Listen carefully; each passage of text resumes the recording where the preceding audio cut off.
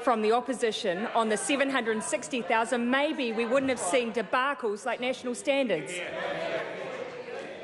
Question number 2, the Honourable Stephen Joyce. Thank you, Mr Speaker. My question is to the Minister of Finance. Is he confident he has met all his responsibilities under the Public Finance Act 1989 in relation to his half-yearly economic and fiscal update published last Thursday? Mr Speaker. The Honourable Grant Robertson. Mr Speaker, yes, and for the benefit of the member, that means it's legal, not pretty legal. Supplementary. Mr Speaker, when did the Finance Minister formally advise the Treasury that the government was no longer considering a public-private partnership for Dunedin Hospital and it would be funded from the Crown's capital account? Mr Speaker, I don't believe I have made a personal formal acknowledgement of that. It is the government's policy view that we should fund health and education capital expenditure as a public good. Supplementary. Can the Finance Minister explain why Treasury did not include a specific fiscal risk for Dunedin Hospital in the half-yearly economic and fiscal update, a project likely to cost between $1.2 and $1.4 billion, even though it meets the requirement he signed on the 7th of December to inform the Treasury of all material implications under the Public Finance Act? Mr Speaker, I'm advised by the Treasury that this is considered under the heading Other Capital Cost Pressures on page 84 of the Haifu, similar to how such projects have been treated in other updates. Supplementary, Mr Speaker. Mr Speaker, can the Finance Minister explain how it didn't warrant its own listing as a specific fiscal risk?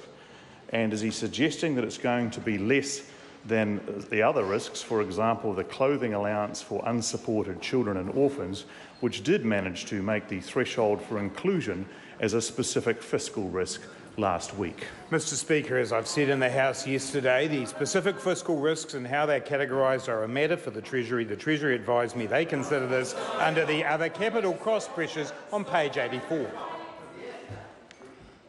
Supplementary, Mr Speaker. When did he formally advise the Treasury of the government's commitment to additional rapid transit projects in Auckland at a cost of up to $15 billion, as he stated in his recent speech to the Auckland Chamber of Commerce? Mr Speaker, I don't believe I have formally advised that, but that is covered in the specific fiscal risk section around the Auckland Transport Alignment process. And I would like to say, Mr Speaker, the member should de-stress a little about this, because we have $42 billion worth of capital investment coming up. A point of order, the Honourable Mr Speaker, the member had answered the question. There's no need for the gratuitous political kick. Hello, pot, kettle calling. And the member's absolutely right, and I will, right from the beginning of his answers, Mr Robertson today has been giving more than is necessary. And the member will now stand, withdraw and apologise for interjecting while I'm on my feet. I withdraw and apologise. Supplementary, Mr Speaker. Withdraw an apology. Does the Finance Minister recall signing the disclosure agreement that appears on page 1 of the Economic and Fiscal Update, in which he clearly states the contents of the document are his responsibility? And is he now at all concerned that he's failed to meet his obligations as the Minister of Finance under sections 26U(3) and 26V of the Public Finance Act to disclose all circumstances that have a material effect on the fiscal outlook?